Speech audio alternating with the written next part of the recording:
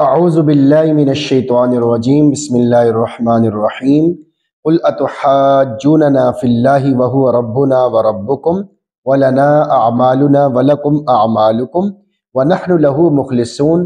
سورۃ البقرہ آیت نمبر 139۔ اے یہود و نصارہ، ہم سے مت جھگڑو۔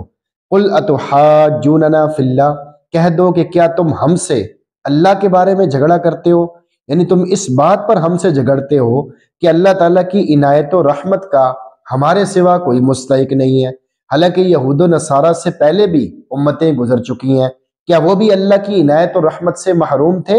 وَهُوَ رَبُّنَا وَرَبُّكُمْ، حالانکہ وہی ہمارا رب بھی ہے، وہی تمہارا رب بھی ہے۔ اس کی ربوبیت سب کے لیے ہے، جو بھی اس کے حکم کے مطابق اطاعت کرے گا وہی جنتی اور اس کا محبوب ہوگا۔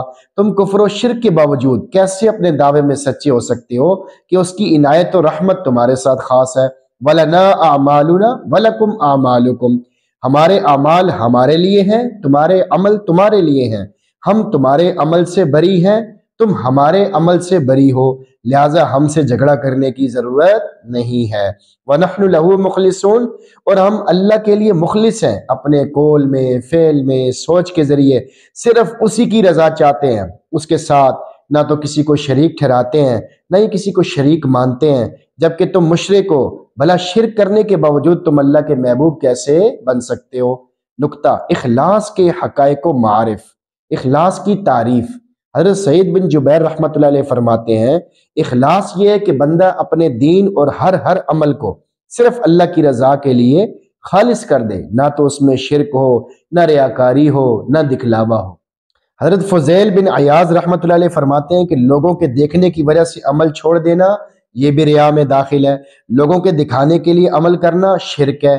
اخلاص یہ ہے کہ اللہ رب العزت دونوں سے نجات عطا فرما دے۔ حضرت حذیفہ مرعشی رحمۃ اللہ علیہ فرماتے ہیں، اخلاص یہ ہے کہ بندے کے ظاہری و باطنی اعمال ایک ہو جائے، اور اخلاص کے مقابلے میں ریا اور دکھاوا ہے۔ ریا کی 3 علامات۔ حضرت سلیمان دارانی رحمۃ اللہ علیہ فرماتے ہیں، ریا کی 3 علامتیں ہیں۔ جب اکیلے اور تنہائی میں عمل کرے تو سستی اور کسل کے ساتھ کرے، جب لوگوں کے ہجوم میں عبادت کرے تو نشاط اور چستی ہو، اور تیسری یہ کہ عمل پر تعریف چاہتا ہو۔ اخلاص کے 3 درجات ہیں۔ سب سے اونچا درجہ یہ ہے کہ بندہ صرف اللہ ہی کے لیے اس کے حکم کی بجا آوری بندگی کا حق ادا کرنے کے لیے عبادت کرے۔ اخلاص کا درمیانہ درجہ یہ ہے کہ آخرت میں ثواب حاصل کرنے کے لیے عبادت کرے۔ کمزور ترین درجہ یہ ہے کہ دنیا میں اکرام اور مصائب سے نجات پانے کے لیے عمل کرے۔ ان 3 کے علاوہ سب ریاکاری اور دکھاوے میں داخل ہے۔ خص الخواص کا اخلاص۔ سلطان المحدثین علامہ ملا علی قاری رحمۃ اللہ علیہ فرماتے ہیں، اخلاص یہ ہے کہ اعمال کے ذریعے صرف اللہ کی رضا اور خوشنودی کو حاصل کیا جائے، عمل سے نہ تو دنیاوی غرض ہو نہ آخرت کی کوئی غرض ہو، جیسے جنت اور اس کی لذتیں۔ یہ اخص الخواص کا اخلاص ہے، یعنی جو خاص لوگوں میں بھی خاص لوگ ہیں۔ اخلاص کی دوسری صورت یہ ہے کہ اعمال صالحہ کے ذریعے دنیاوی غرض مقصود نہ ہو، مثلا شہرت وغیرہ، تو یہ عام لوگوں کا اخلاص ہے۔ اخلاص ایک راز ہے۔